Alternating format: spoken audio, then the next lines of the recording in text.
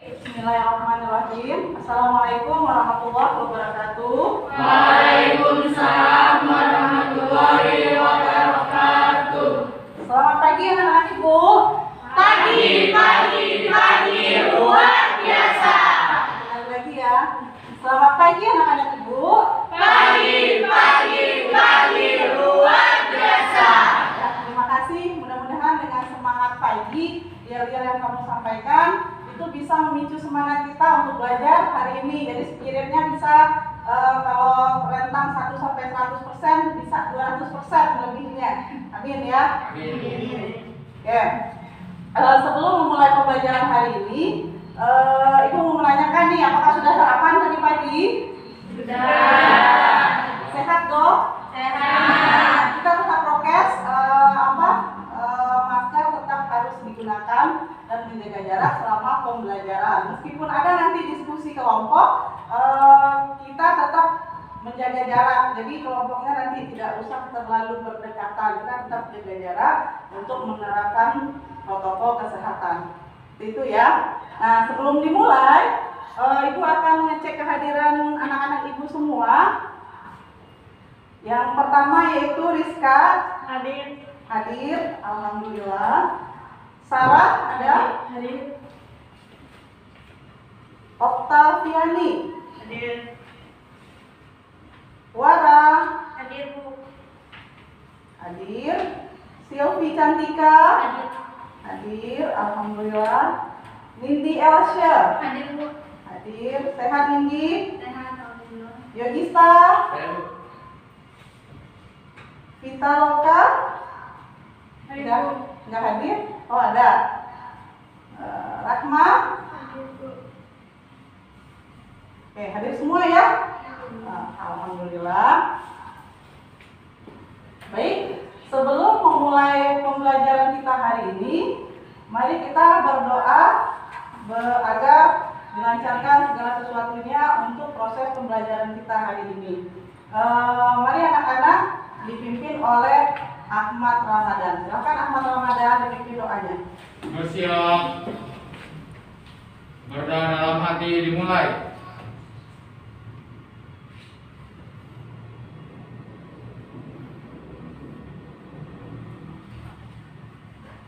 Selesai. Memberi salam. Assalamualaikum warahmatullahi wabarakatuh. Waalaikumsalam warahmatullahi wabarakatuh. Mudah-mudahan dengan kita berdoa semua yang kita harapkan untuk pembelajaran hari ini ada manfaatnya setelah pembelajaran ini berakhir. Untuk berikutnya kita akan langsung memulai pembelajaran ya Nak ya. Sebelum kita mulai, ada yang masih ingat tidak apa pembelajaran kita minggu lalu? Materi apa pembelajaran kita minggu lalu? Ada yang masih ingat? Ya, menginstal IRP belum. Ada yang punya jawaban yang lebih tepat? Ada?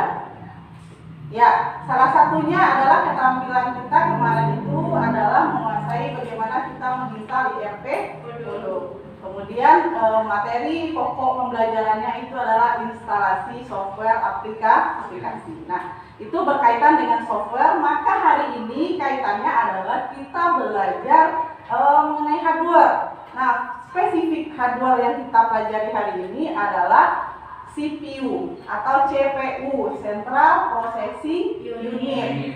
Nah,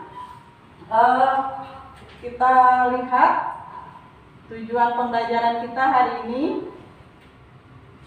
Nah, adapun tujuan pembelajaran kita setelah pembelajaran ini berakhir, anak-anak Ibu diharapkan mampu menjelaskan, mengemukakan pengertian CPU, kemudian bisa menjelaskan fungsi CPU, kemudian bisa menjelaskan mengenai struktur CPU ya, atau rangkaian internal CPU, kemudian bisa menjelaskan jenis-jenis CPU atau prosesor lebih tepatnya, ya berdasarkan produsen atau brandnya.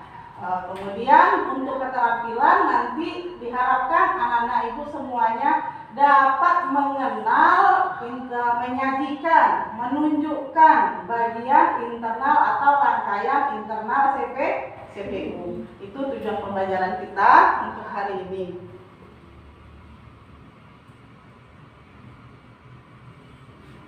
Nah, kita lihat untuk kompetensi dasar kita pada KI pengetahuan itu adalah menganalisa struktur CPU, kemudian struktur CPU dan fungsi CPU ya. Kemudian yang keterampilan sesuai tadi tujuannya kita hari ini adalah menyajikan rangkaian internal CPU.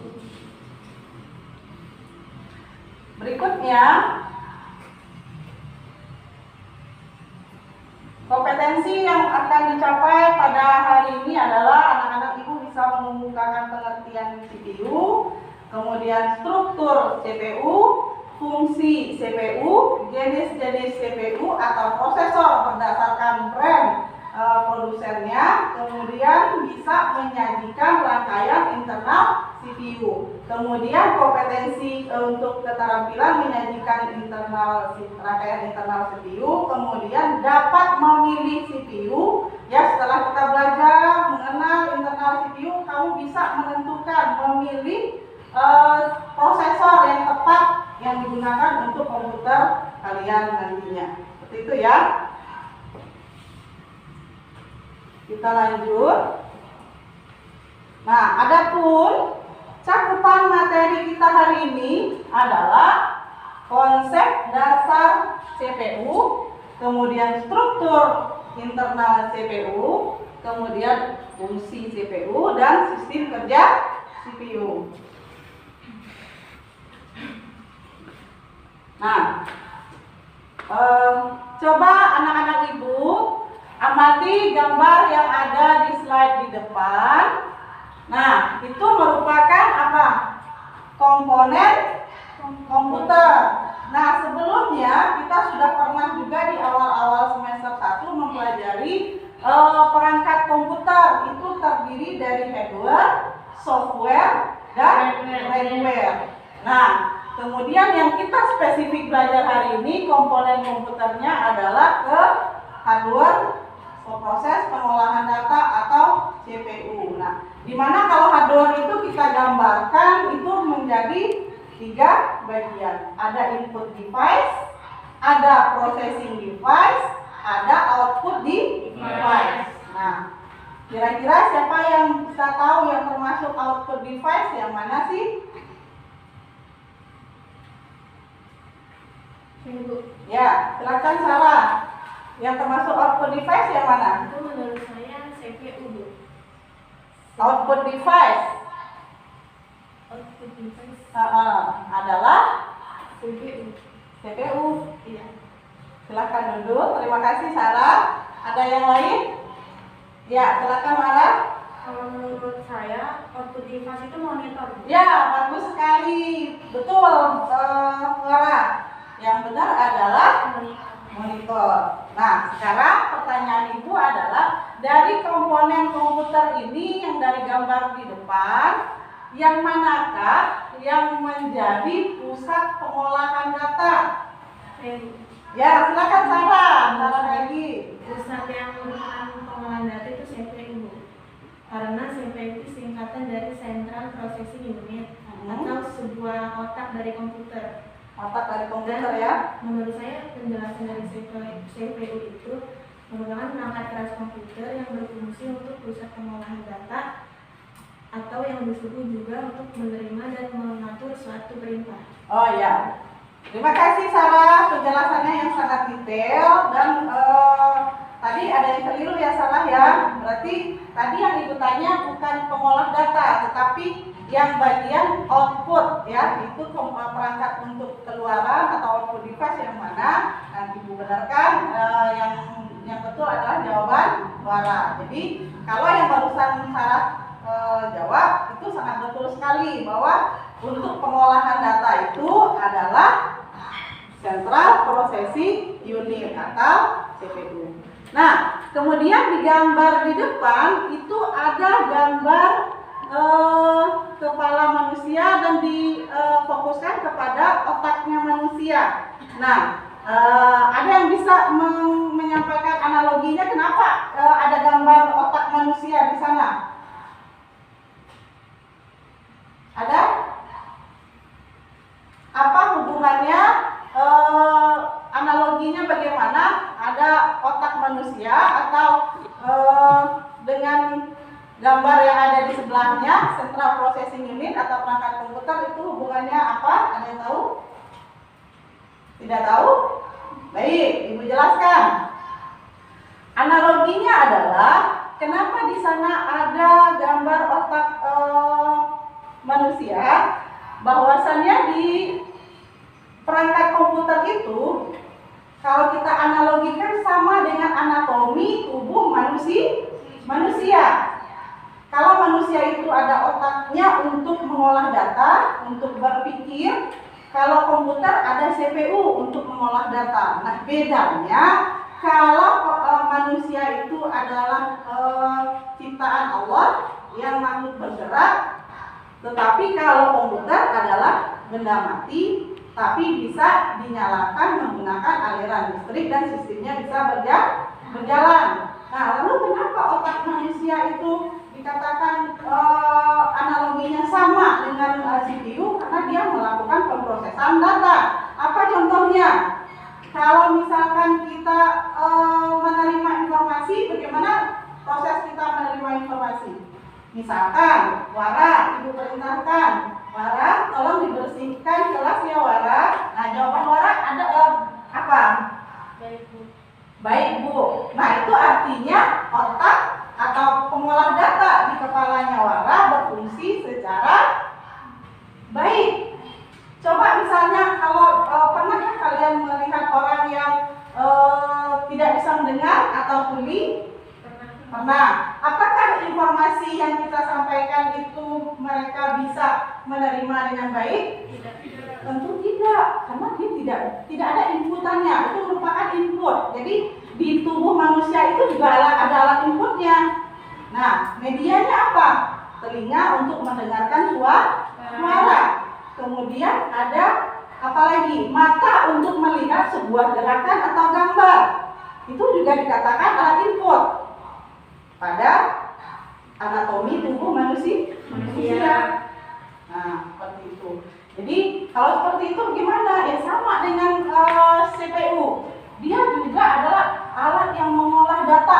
Makanya disebut dengan otak komputer. Hampir sama kerjanya dengan otak komputer. Bedanya itu benda mati yang bisa dioperasikan dengan aliran listrik. Kalau kita ada nyawa yang dikasih oleh Allah untuk bisa bergerak.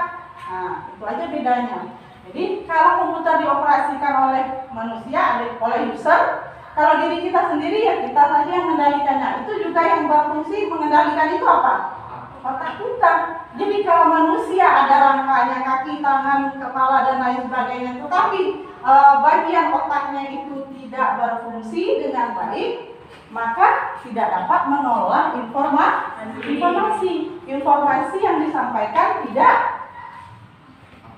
akurat, tidak ada. Sepertinya contohnya tadi ada salah satu bagian dari organ berfungsi sebagai media alat input di tubuh kita seperti kuping tidak mendengar, tuli, otomatis otak tidak bisa memproses, ya kan? Karena tidak mendengarkan, media inputnya bermasalah.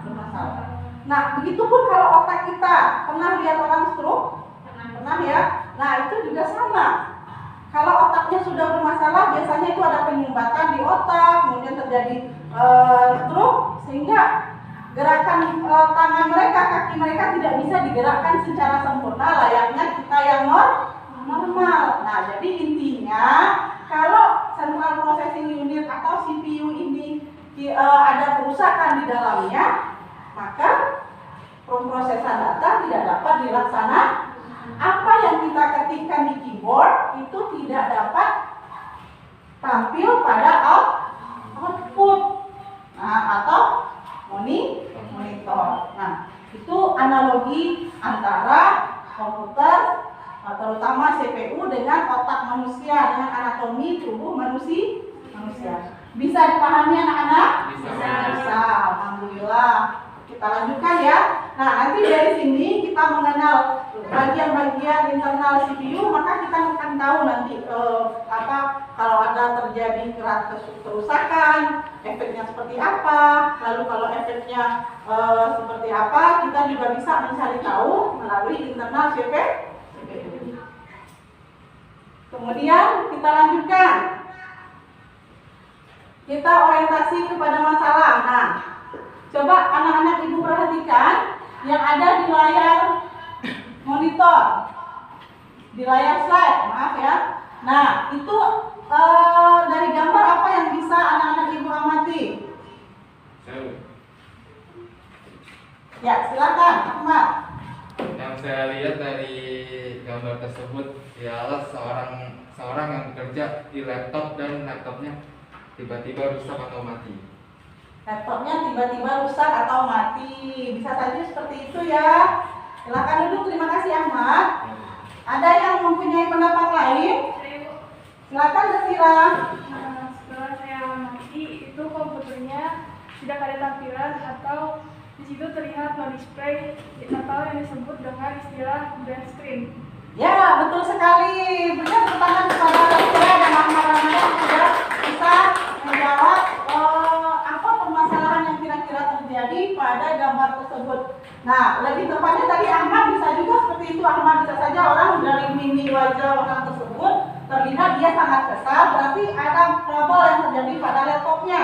Nah, pada komputer atau PC itu situ terlihat dijawab oleh Zasira bahwasanya terdapat di situ adanya tidak ada gambar tampilan apapun yang tampil di monitor. Maka itu biasanya disebut dengan istilah blank screen. Nah, kalau dia blank screen atau tidak ada tampilan sama sekali, padahal komputer sudah kita booting, ya. Nah, itu kira-kira apakah yang terjadi?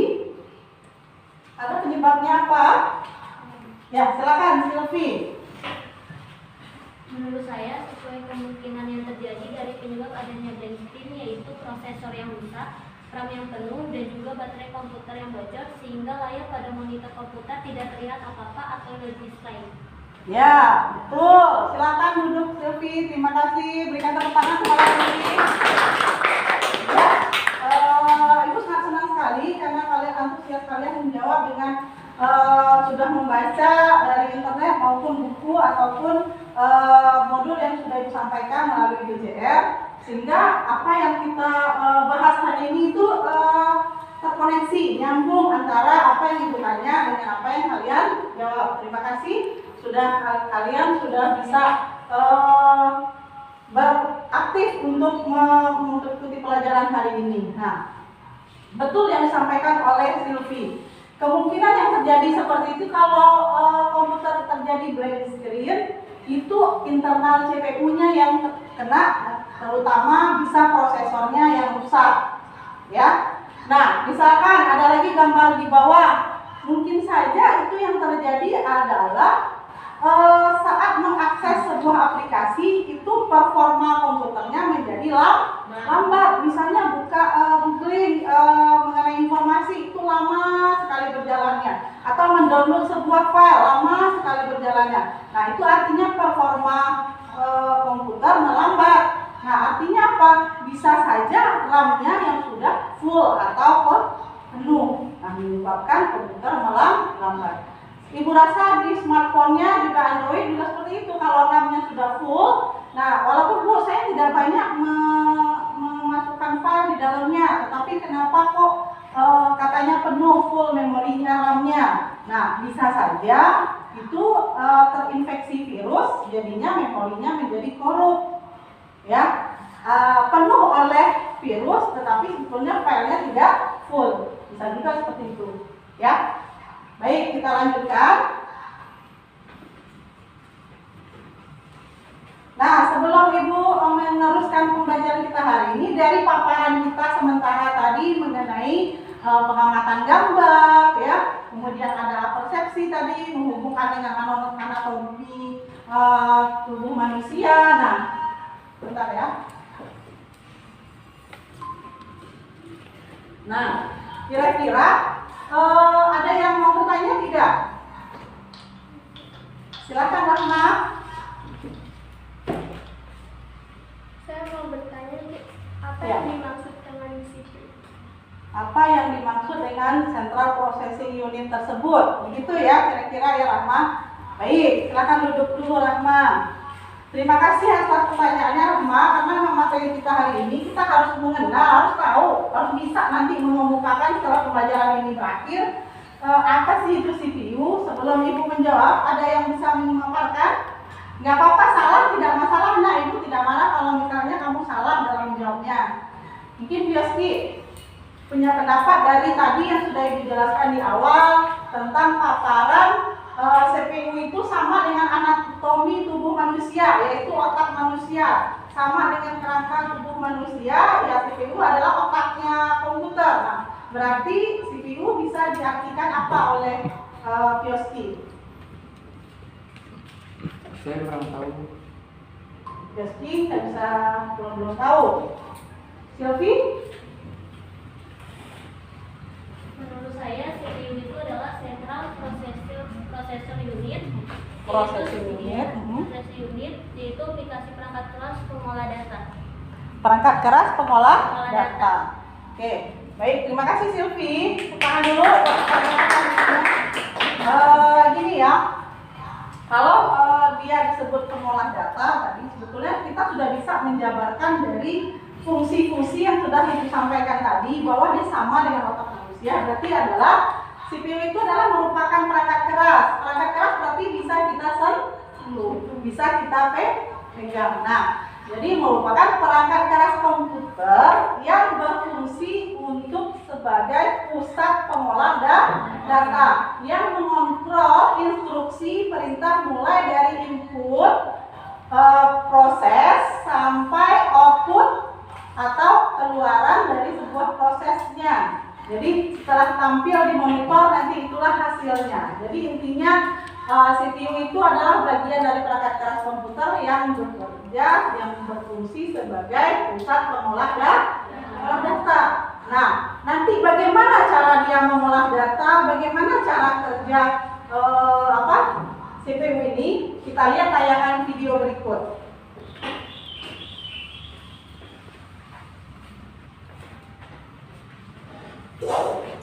Hai, namaku Shivo. Mau tahu? Nah, ini sistem kerja CPU diperhatikan dengan baik ya, dicermati.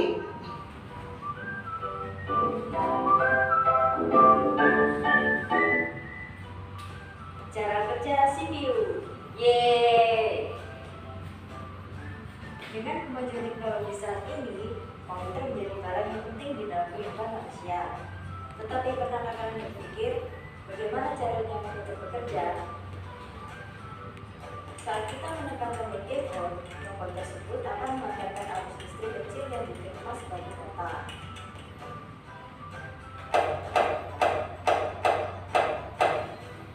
Data input eksternal dari input device masuk ke dalam RAM disimpan sebagai data sementara.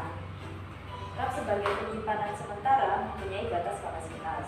Jika terjadi overload, inputan data akan diarahkan ke ROM yang mengakibatkan performa komputer melambat. Untuk inputan keyboard pun tidak perlu bekerja dalam media inputan. Data yang berada di RAM lanjut ke cache memori sebagai transit sementara. Hal ini berguna untuk kecepatan memproses data input yang pernah diproses sebelumnya. Setelah mampir di cache, data diarahkan ke control unit untuk diproses. Karena control unit berfungsi sebagai pengatur hardware yang lain untuk menerima, mengolah, dan menampilkan data secara output. Data yang berada di control unit diarahkan ke algoritmik logical unit atau ALU. Dikarenakan inputan keyboard tidak mempunyai logika dan perhitungan, data inputan tersebut lanjut ke proses selanjutnya. Data yang telah diproses disimpan lognya di register. Setelah disimpan di register, data diproses lagi di control unit untuk menentukan proses selanjutnya. Perhatikan aliran datanya ya. Itu digambarkan di CPU. Proses dari CPU tadi diarahkan ke RAM. Data yang berada di RAM disimpan sampai data tersebut menuju ke output. Output ini merupakan monitor yang menampilkan apa yang kita tekan di keyboard. Selesai. Selesai. Sudah diamati? Bye-bye.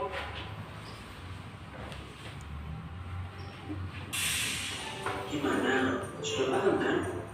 Kalau sudah paham, saya izin undur diri dulu. Mau UAS komik. Bye-bye. Ya, itu ya. Nah, dari paparan video tadi kita sangat jelas diarahkan bagaimana CPU itu mengolah data dari bagian A ke bagian B ke bagian C sampai data tersebut tampil di monitor. Tadi dijelaskan secara detail pada tayangan video sehingga kita paham nih bagaimana cara kerja CPU yang tadinya mungkin anak-anak ibu taunya begitu diketikkan data atau teks di keyboard tiba-tiba tampil di monitor. Tapi bagaimana proses itu terjadi sehingga dia tampil di monitor?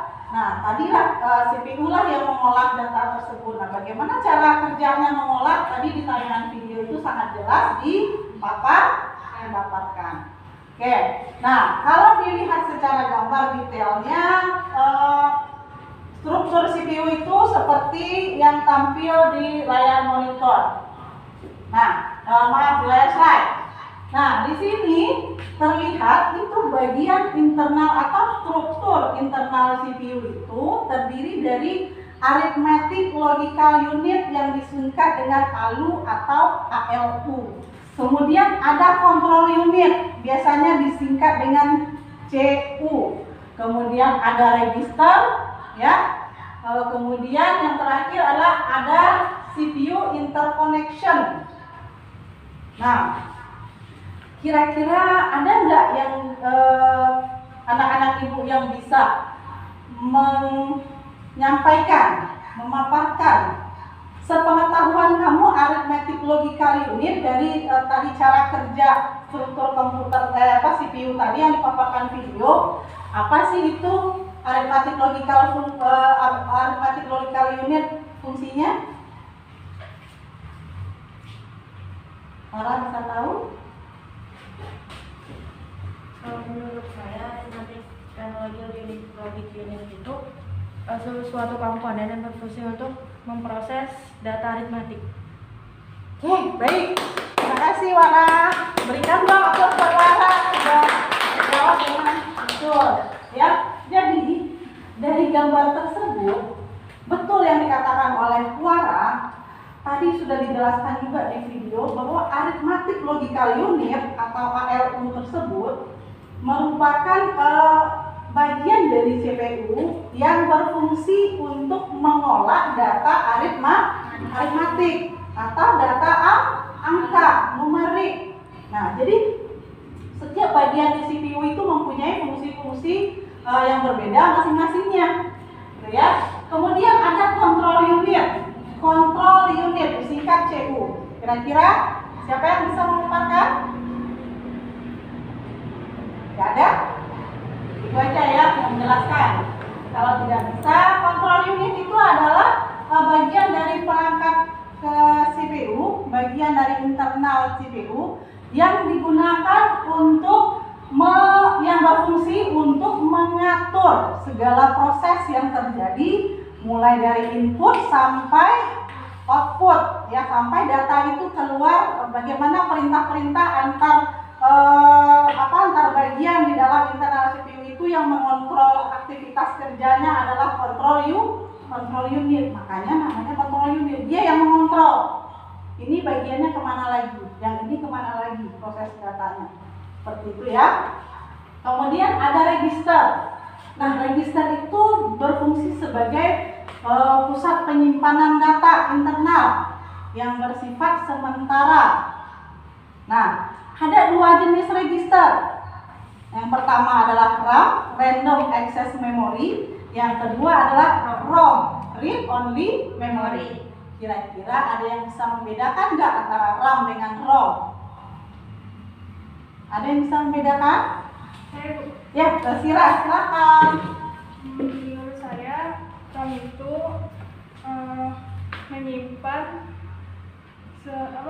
menyimpan atau mengolah data.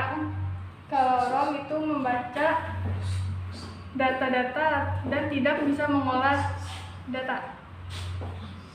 Itu aja Bu menurut saya. Ya, boleh diulangi lagi Safira. Tadi ada iklan kucingnya masuk. Menurut saya kalau RAM itu adalah berfungsi untuk mengolah data dan ROM itu adalah hanya berfungsi untuk membaca Membaca data. tidak bisa mengolah Tidak data. bisa mengolah data. Baik, tepuk tangan buat Safira. Ya, kurang lebih hampir betul ya. Jadi begini, lebih detailnya tuh lebih betulnya seperti ini. RAM, Random Access Memory, itu memori yang bisa membaca dan mengolah data, tapi sifatnya sementara. Kalau misalnya laptop atau komputermu mati, nah itu data yang tadi sudah diketik itu hilang sebelum kita nyimpan secara permanen di hard disk.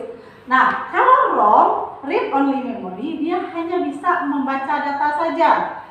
Hanya bisa membaca tapi tidak bisa mengolah data. Nah, tadi dikatakan kalau pertama kali kita menginput data, yang membaca siapa memorinya? Yang menampung, RAM. Nah, kemudian dilanjutkan ke ROM. Kalau dia overload, maka performa komputer menjadi melambat. Nah, maka diteruskan lagi kemana orang? Nah, ke cache. Lalu lanjut kontrol unit. Kemudian lanjut ke arithmetic unit. Kalau dia bukan arithmetic, kalau dia bukan data angka, maka kemana dia lanjut? Ke register. Kemudian dari register, nah, lanjut lagi ke control unit, baru masuk lagi ke RAM. Nah, baru dia ditampilkan di output atau layar monitor. Kayak gitu ya. Kemudian kita lanjut CPU interconnection. Di sana CPU interconnection digambarkan ada control bus, kemudian ada data bus, ada address bus. Nah, di situ adalah fungsinya masing-masing sebagai interkoneksi, ya. Penghubung antara bagian 1 ke bagian 2 atau bagian A ke bagian B ke bagian C di dalam CPU. Itu ya. Oke, baik. Ini tadi sudah kita jelaskan. Nah, kita lanjut ke komponen atau rangkaian internal CPU seperti yang terlihat di gambar. Ada apa saja itu? Ada gambar apa? Ada CD-ROM, ada RAM, ada LAN card, ada hard disk, ada power supply, ada VGA core, kemudian ada motherboard, ada cooler, ada prosesor. Inilah gambar tersebut adalah mewakili yang ada di dalam CPU, merupakan rangkaian internal CPU. Nah, nanti kamu fungsinya buat apa saja, kamu yang mencari nanti melalui diskusi. Seperti itu ya, Nak. Kemudian kita lanjutkan. Ini ada sebuah video untuk bagaimana sih prosesor itu kalau mengalami kerusakan, bagaimana cara memperbaiki atau menggantinya. Nah, ini videonya.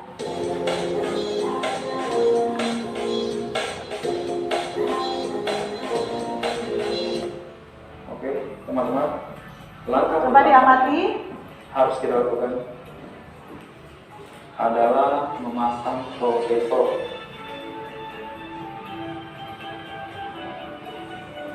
Jadi prosesornya harus kita pasang dulu ya teman-teman. Mungkin terlihat jelas ya. Nah, ini adalah motherboard, kemudian di sini ada soket prosesornya. Di sini soket prosesornya itu LTA 115.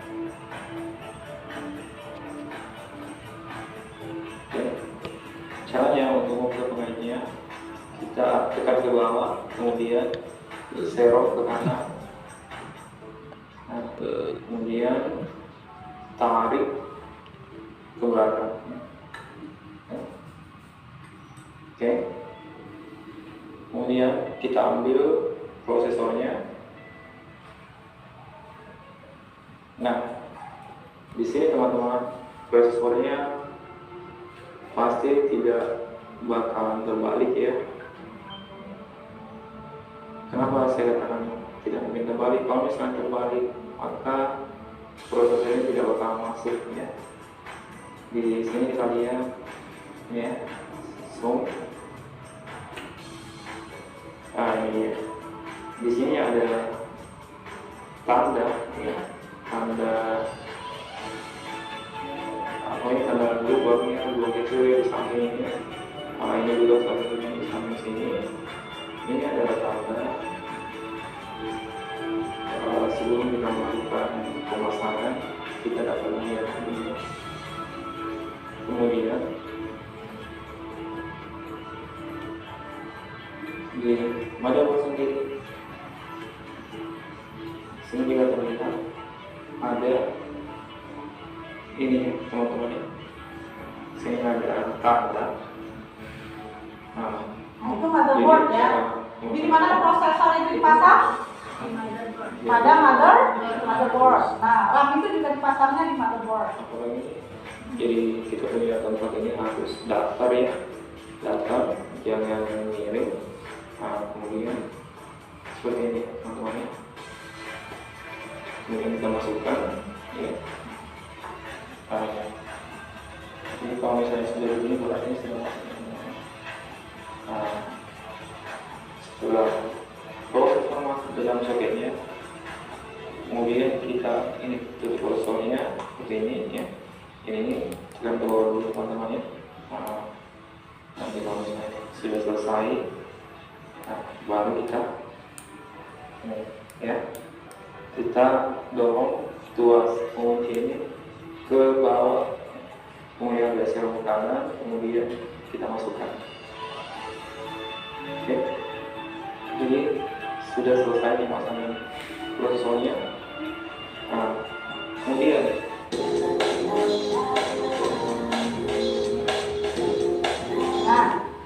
jadi dengan demikian, ibaratkan nanti kalau misalnya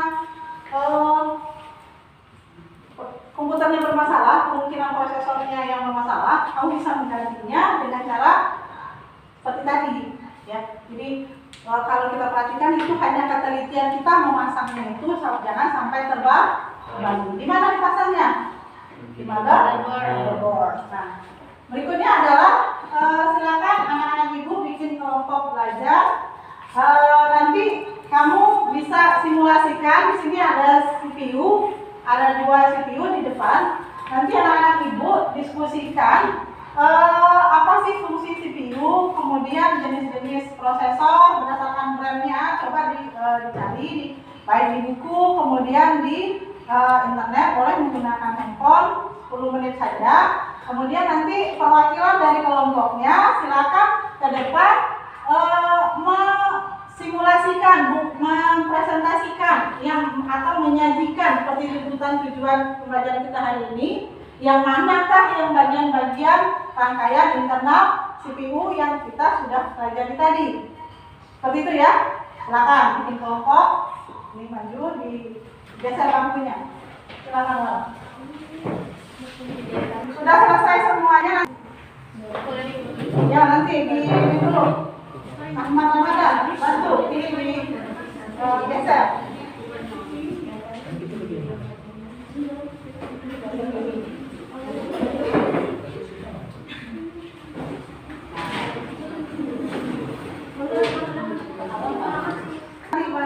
Ini rangkaian internal CPU. Oke, bagikan LKPD-nya sama LP5, silakan diisi ya. Ini mana? LKPD sama LP5, silakan asesmennya diisi ya.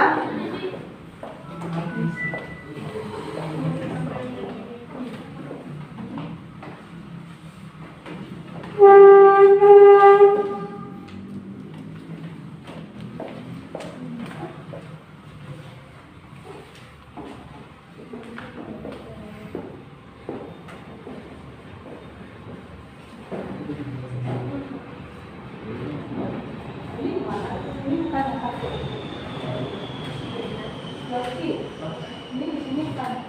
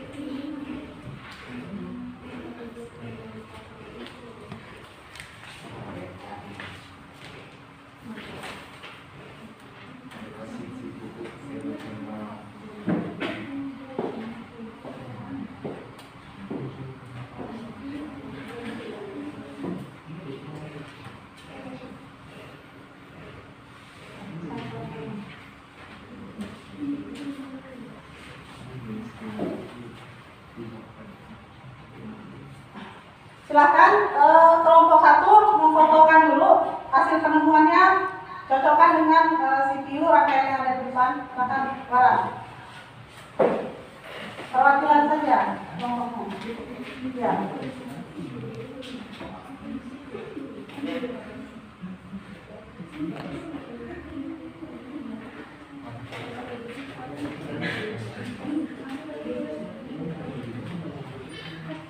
Ya. Silakan kelompok 2 untuk menyocokkan penemuannya nanti. Yang di sebelah kanan.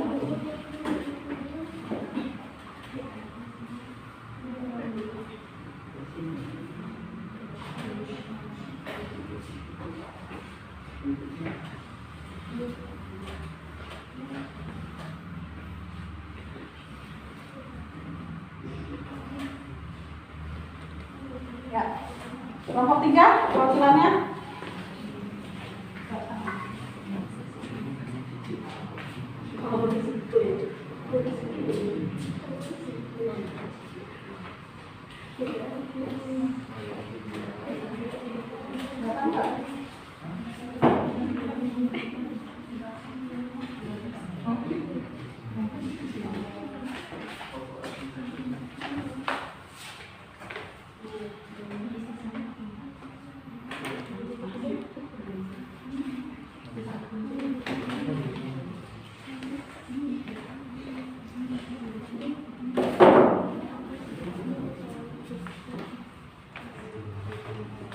Ini diisi ya.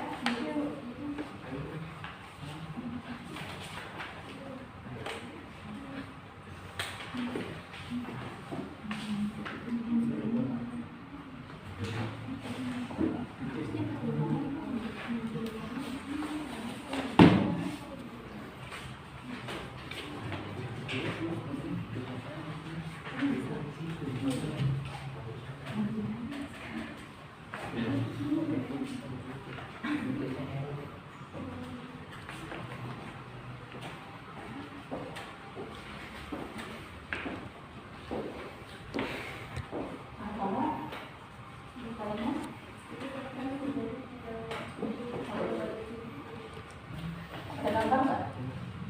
Ada gambar di dalam ini.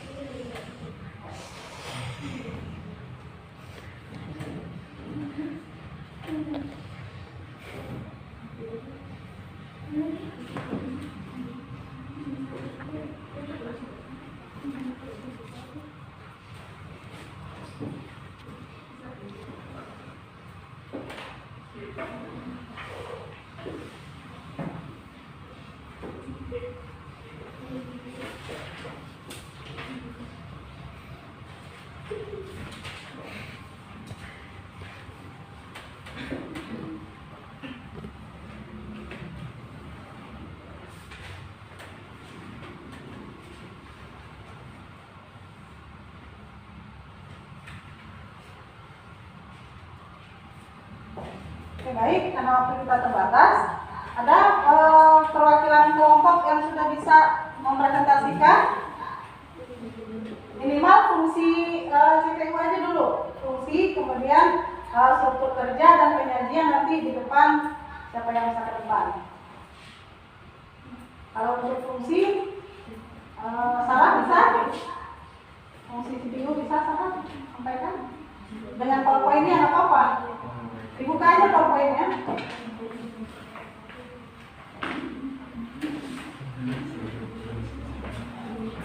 Ya, coba anak-anak ibu diperhatikan. Sarah sementara mempresentasikan untuk fungsi CPU dulu, untuk yang lain nanti kelompok lain bagiannya. Menurut saya fungsi CPU ada 5 macam, Bu. Yang pertama namanya fake instruction atau yang untuk mengambil instruksi. Ya.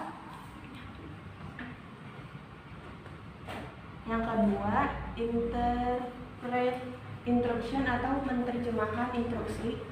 Yang ketiga fake date untuk mengambil data. Yang keempat proses data atau untuk mengambil data juga. Dan yang kelima write data untuk menulis sebuah data. Ya, menulis data kemana? Ke layar monitor. Layar Ya, betul sekali. Tangan untuk kelompok 3. Oke, berikutnya. Tadi kan sudah difoto dan dicocokkan dengan hasil penemuannya. Siapa kira-kira yang bisa ke depan untuk mempresentasikan sistem kerja CPU, kemudian menunjukkan secara fisik CPU-nya sudah ada di depan untuk kalian presentasikan. Kelompok siapa yang bisa? Kelompok Lara? Ya, silakan Lara, kelompok 1 perwakilan saja. Ya, 2 orang boleh.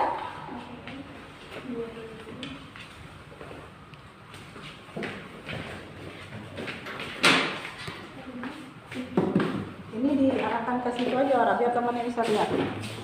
Nah.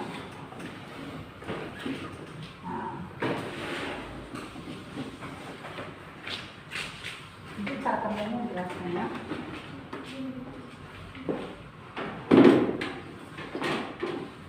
Nah, sebetulnya nanti kan temennya harusnya PowerPoint-nya di iniin ke slide. Cuman kan karena keterbatasan waktu, jadi susah memindahkan.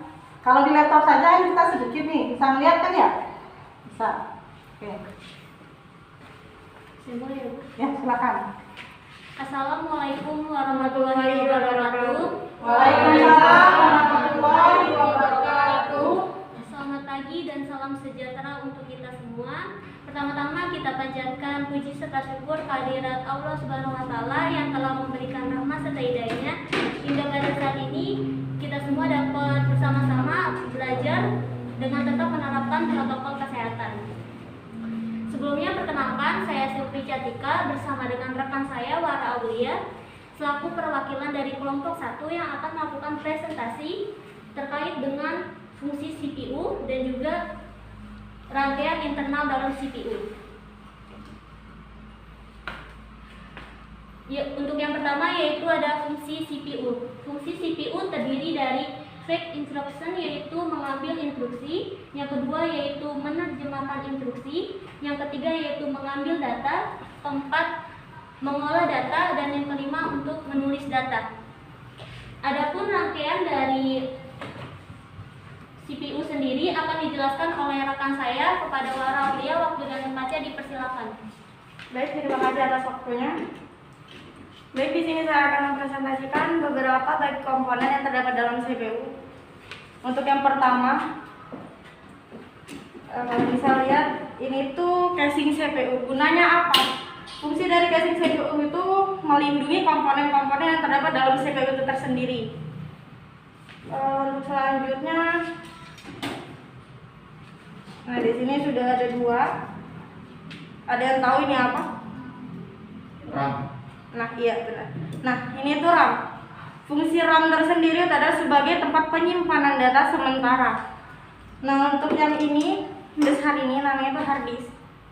Fungsi hard disk sama seperti RAM. Bedanya itu bisa anggapannya permanen. Fungsinya itu penyimpanan data dan juga penyimpanan sistem operasi. yang terdapat dalam komputer. Lalu bisa kita lihat di sini. Nah, untuk yang ini. Nah, untuk yang besar ini namanya power supply. Nah, power supply sendiri ini tuh berfungsi sebagai pembagi daya dari setiap komponen-komponen yang ada pada CPU tersendiri.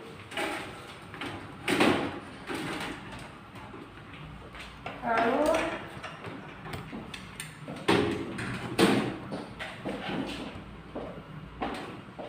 bisa kita lihat di dalam sini, kelihatan nggak? Kelihatan.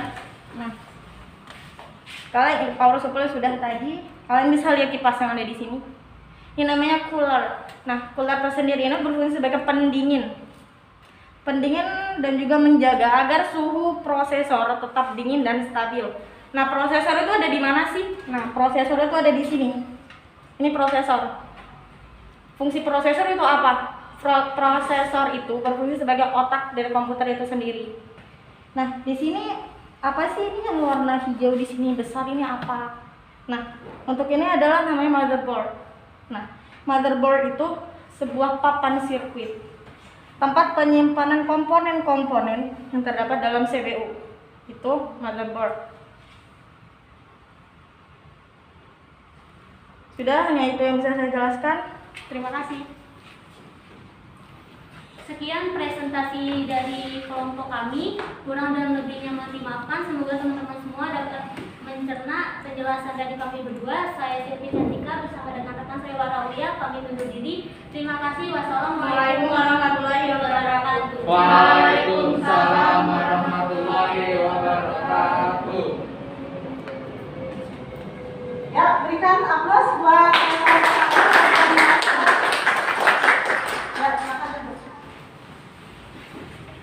tolong si ini amat-amatan.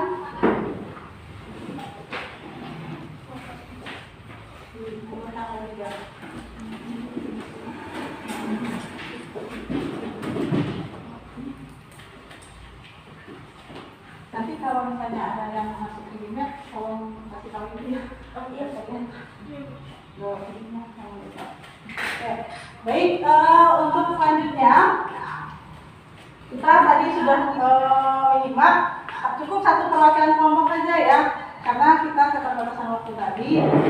Jadi biarkan kelompok satu yang sudah menjelaskan, tapi Ibu harapkan anak-anak Ibu semuanya bisa paham dengan apa yang disampaikan Mara dan teman-temannya tadi. Itu sudah betul sekali ya, betul dengan disampaikan bahwasannya di situ di rangkaian internal komputer tadi udah dilihatkan, disajikan, dipresentasikan, dikasih lihat ke anak-anak Ibu semuanya. Mudah-mudahan hasil penemuannya cocok sama juga dengan kelompok satu ya. Ada apa saja tadi? Ada power supply, kemudian ada RAM, kemudian ada prosesor, kemudian ada kemudian ada apa lagi? Ada cooler. Cooler itu fungsinya buat apa kira-kira? Nah, untuk pendingin ya. Jadi kalau CPU itu kalau udah lama bekerja dia pasti akan panas. Nah, sehingga ada bagian dari CPU, internal CPU itu yang namanya cooler sebagai pendingin. Supaya kalau CPU itu komputer ya, PC terutama laptop pun sama. Nah, kalau sudah terlalu panas, nah itu akan mengakibatkan performa komputer juga terganggu dan akan cepat rusak juga secara hardware-nya. Nah, jadi mudah-mudahan tadi LKPD dan LP5-nya silakan diisi sesuai yang sudah tadi Ibu sampaikan. Nah, jadi untuk berikutnya nanti ada proses yang sudah Ibu upload di GCR, nanti kalian kerjakan saja di rumah ya.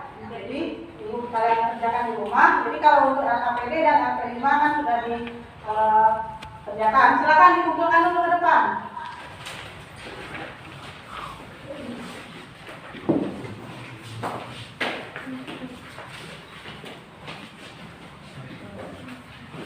Sudah semua ini? Nah.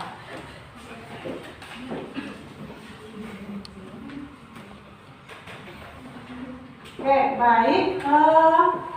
Siapa yang bisa kita sudah membahas semua mengenai datasheet CPU ya. Jadi kalau kita membahas tentang CPU berarti itu kita berbicara tentang kotak komputer atau pusat pengolah data.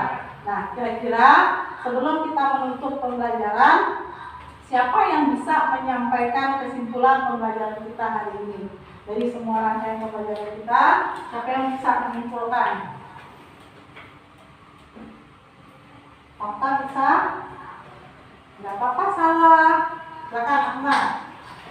Kesimpulan saya, kita bisa banyak belajar tahu tentang CPU, apa itu prosesor, apa itu cooler, apa itu RAM. Jadi kita bisa tahu, semua kita bisa tahu, Ya. bisa mengetahuinya. Ya, ada lagi? Dan di sini tadi. Ya, silakan. Terima kasih Ahmad. Ada yang mempunyai kesimpulan yang berbeda dari Ahmad? Ada? Sarah mungkin? Silakan. Dari tadi yang kita belajar hari ini mengenai datasheet CPU, kira-kira apa pembelajaran yang kesimpulan yang bisa Sarah ambil? Dari kesimpulan pembelajaran yang saya dapat mengenai CPU, saya bisa mengerti pengertian CPU, fungsi-fungsi CPU, jenis-jenis prosesor dalam CPU, dan juga fungsi-fungsi dalam CPU seperti motherboard, RAM, cooler, gitu. Ya, terima kasih Sarah. Betul ya. Jadi tadi sudah Ibu sampaikan juga bahwasannya inti atau kesimpulan dari pembelajaran kita di sini adalah kita memahami apa bagian-bagian rangkaian internal CPU. Itu satu. Yang kedua, kita menjadi tahu bagaimana sih struktur kerja CPU itu, yang biasanya kita hanya melihat ketik-ketik di keyboard, ambil di monitor. Tetapi kita tidak pernah berpikir siapakah yang berfungsi dari seperangkat komputer itu, yang manakah yang berfungsi sebagai pengolah data. Dan CPU pun sebagai pusat pengolah data mempunyai beberapa bagian internal yang mempunyai fungsi yang berbeda-beda. Dan tadi juga kita juga sudah bahas bagaimana cara kerjanya. Nah, tadi juga disampaikan oleh Wara di depan, ya. Mulai dari apa, Wara? Mulai dari input, kemudian pergi ke RAM, dari RAM ke ROM, kemudian dari ROM ke change. Nah, kalau dia di ROM, tadi ingat, kalau dia di ROM, kalau memorinya overload, apa yang terjadi? Komputer performanya melambat. Itu yang sebetulnya terjadi apabila misalnya handphone Android anak-anak ibu juga performanya melambat. Itu kenapa? Nah, mulai hari ini sudah nggak bingung tuh. Oh iya, saya sudah bisa memecahkan masalahnya. Oh, terjadi di sini. Apalagi yang tadi terjadi blank screen. Oh, berarti apa yang terjadi? Ibu rasa dengan kamu udah tahu tadi mengenai peralatan bagian internal CPU, bisa di rumah mempraktekkan untuk mengganti prosesor sendiri. Nah, ada yang kira-kira sudah mau mengganti prosesornya di rumah? Boleh nanti dicari pada prosesnya, Ibu itu juga sudah tampilkan di situ. Kalau kamu mau memilih CPU itu prosesor apa yang kamu pilih, benar sebanyak itu produsen yang memproduksinya. Kenapa memilih itu nanti dijawab di proses di Google Classroom. Gitu ya. Nah, terakhir, siapa yang bisa merefleksi pembelajaran kita hari ini? Manfaat apa sih yang didapatkan ke dirinya langsung? Bisa Silvi atau Wara? Ini apa manfaat langsung ke dirinya Wara atau Silvi? Silakan. Salah satunya aja, apa manfaatnya? Nah, Silvi, silakan. Manfaat bagi diri saya sendiri dari Setelah belajar hari ini mengenai datasheet CPU, mengenai CPU itu bahwa komputer itu tidak dapat berjalan sesuai dengan sendirinya kalau misalkan dari perangkat dari dalamnya itu sendiri mengalami kerusakan. Untuk itu kita harus benar-benar bisa menjaga komputer ataupun barang elektronik lainnya yang apalagi fungsi dari dalam kerjanya itu benar-benar penting banget untuk komputernya. Ya. Terima kasih. Ini berasa manfaatnya sangat banyak sekali ke anak-anak ibu semuanya ya. Intinya itu tadi. Dengan kita belajar hari ini sudah bisa menentukan, memilih prosesor yang tepat ya dengan sesuai speknya apa saja untuk ditukar dengan yang baru. Kemudian kalau ada komputer menjadi bermasalah seperti blank screen dan lain sebagainya, sudah tahu indikasinya di mana penyebabnya. Itu bahkan sudah bisa nih buka CPU, lihat isinya dalam, mana yang harus diganti, kalau RAM-nya harus diganti, ditingkatkan memorinya, bisa. Sudah bisa memasangnya karena kan sudah ada tadi tutorialnya, gitu ya. Oke, baik. Anak-anak ibu, demikian pembelajaran kita hari ini. Sebelum kita mengakhiri pembelajaran, supaya fresh lagi nanti pada saat kembali ke rumah otaknya sudah fresh lagi sehingga ingat pembelajaran hari ini. Nah, ibu punya ice breathing, asah konsentrasi. Jadi nanti jangan sampai di rumah blank semuanya, lupa. Nah, silakan berdiri dulu semua di kelompoknya masing-masing aja. Nah, di sini kita asah konsentrasi, sambung kalimat. Tinggal menyambungkan kalimat saja. Kalimat terakhir yang pertama, misalnya nih di sini Dayu membeli kue di pasar. Maka Di pasar banyak orang jual kue. nah, itu ya. Oke, baik. Ibu akan tunjuk yang awalan namanya M. Ada nggak? Nggak ada. Yang awalan namanya S. Sarah. Kamu cabenya yang di Cabai itu saya beli di pasar busuk. Oke, lanjut. Lara. Iya, busuk. Ayo coba. Busuk itu bau buah yang tidak layak makan. Oke, lanjut. Rahma.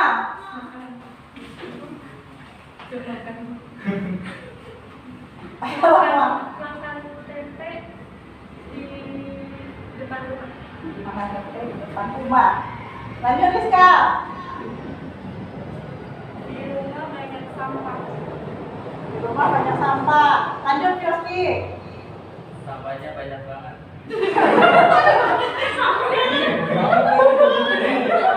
Gak ada. Lanjut kamu. Kebangetan Bu. Dilanjutkan. Banget.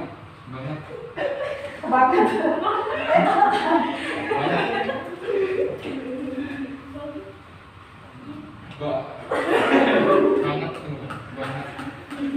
Itu banget itu kata aku. Banget. Udah langsung ini. Banget Bu. Saya nggak tahu. Oh nggak tahu banget. Ya udah nggak tahu katanya Wara. Lagi Apa ini? Nggak tahu. nggak tahu. Nggak tahu di sini ngapain. Nggak jelas. Ngapain di sini beli cabai? Ya udah buat. Semangat ya. Jangan lupa lagi. Nah, terlihat ya, yang mana yang konsentrasinya masih tinggi, mana yang sudah tadi siapa nggak bisa. Nah, mudah-mudahan pembelajaran kita hari ini ada manfaatnya ya, baik buat diri sendiri maupun kita semua. Ibu yakin sangat ada manfaatnya. Juga memang diingat semua apa yang kita sudah pelajari tadi, tidak hanya hari ini saja terus besok lupa, jangan sampai seperti itu ya. Jadi terima kasih untuk pembelajaran hari ini. Ibu sangat bangga dengan kalian yang sudah aktif baik bertanya, berdiskusi maupun mempresentasikan tadi di depan untuk kita hari ini. Berikutnya kita akhiri dengan berdoa. Jangan lupa tugasnya sudah Ibu share di BCR ya, tinggal dicek di rumah dan dijawab. Silakan Ahmad Ramadan dipimpin kembali doanya. Bersiap. Berdoa dalam hati dimulai.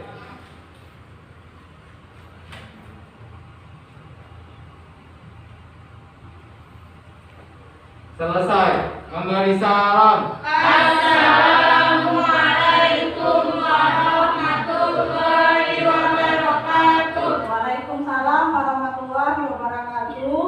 Untuk yang terakhir, ya tambah semangat lagi. Sebelum pulang ada yel-yel nih. Anak pintar. Belajar, sukses.